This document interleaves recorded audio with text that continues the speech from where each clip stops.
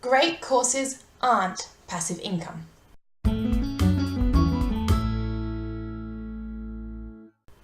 Hi, I'm Sam Nordberg. Welcome to this week's mini training. And this week's mini training is a little bit of a rant, mostly because I see courses and membership sites, although they're two different structures, so we'll talk about that later.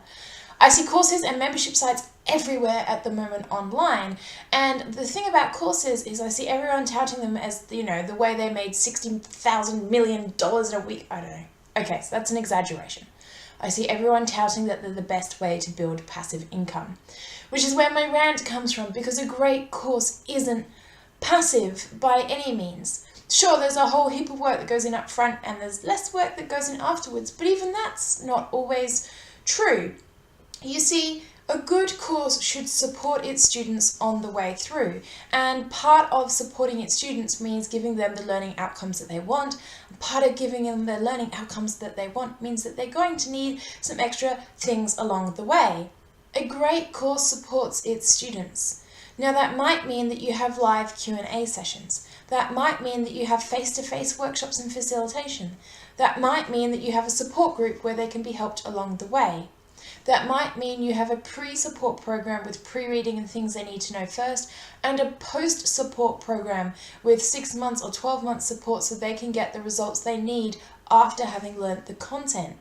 You see, a great course isn't just about content. Although good content makes for a good course, great content isn't the only thing that makes for a great course. There are so many other things involved. So when I see people touting courses as the latest thing in passive income, it really frustrates me. Sure, they are leveraged income.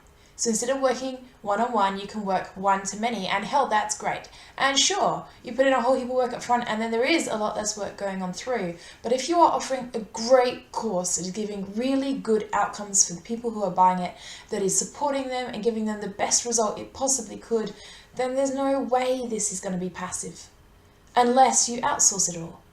It's not passive because you need to answer sales questions. It's not passive because you need to support them during the buying process. It's not passive because you need to support them during the learning process. It's not passive because you need to answer their questions during the learning process, and it's not passive because you need to support them afterwards.